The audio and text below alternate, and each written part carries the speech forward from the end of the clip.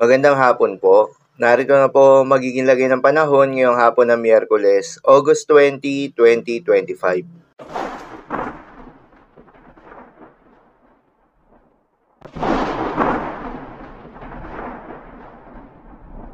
Sa kasalukuyan na tayong sa pag-asa, muling umiiral itong Intertropical Convergence Zone o ITCZ o yung banggaan ng hangin mula Northern at Southern Hemisphere at ang nakakaapekto ngayon sa may Palawan at Mindanao. Dahil dito ay asahan yung maulap na kalangitan na may kalat-kalat ng mga pagulan at thunderstorms. Habang sa nalalabing bahagi pa ng ating bansa ay asahan naman yung epekto ng easterlies, particular na sa may eastern section ng Luzon at Visayas.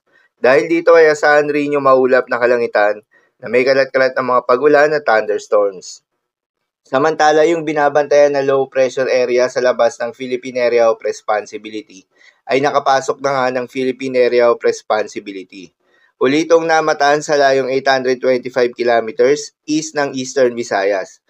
Nasa katamtaman o nasa medium chance na ito na maging isang ganap na bagyo within the next 24 hours. Ayon sa pag-asa, itong low pressure area na ito ay posibleng tawirin ang Northern Luzon sa araw ng Biyernes. Dalawang posibleng senaryo ang nakikita sa nasabing low pressure area.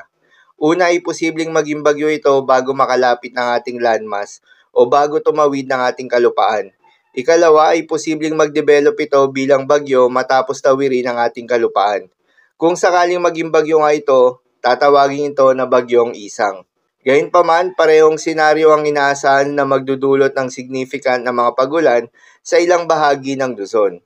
Para sa magiging development nito, patuloy lamang na magantabay sa mga update na ating ilalabas, lalo na ng pag-asa. Para naman sa magiging lagay ng panahon ngayong araw ng Miyerkules, dahil nga sa epekto nitong Intertropical Convergence Zone, asahan sa Palawan ng maulap na kalangitan na may kalat-kalat na mga pagulan at thunderstorms. Posible ang mga pagbaha o pagguho ng lupa due to moderate to at times heavy rains. Habang sa Catanduanes, Albay, Sorsogon, Northern Samar at Eastern Samar ay asahan rin yung maulap na kalangitan na may kalat-kalat ng mga pagulan at thunderstorms na dulot ng easterlies. Posible rin ang mga pagbaha o pagguho ng lupa due to moderate to at times heavy rains. Habang sa bahagi naman ng Mindanao ay asahan yung bahagyang maulap hanggang sa maulap na kalangitan na may kalat-kalat ng mga pagulan o thunderstorms na dulot rin ng Intertropical Convergence Zone. Posible rin ang mga pagbaha o pagguho ng lupa during severe thunderstorms. At sa Metro Manila at nalalabing bahagi pa ng ating bansa ay asahan rin yung bahagyang maulap hanggang sa maulap na kalangitan na may kalat-kalat ng mga pagulan o thunderstorms na dulot ng easterlies. Posible rin ang mga pagbaha o pagguho ng lupa during severe thunderstorms. Madalas nabobuo ang mga thunderstorms na ito tuwing hapon o gabi na nagtatagal ng 1 hanggang 2 oras.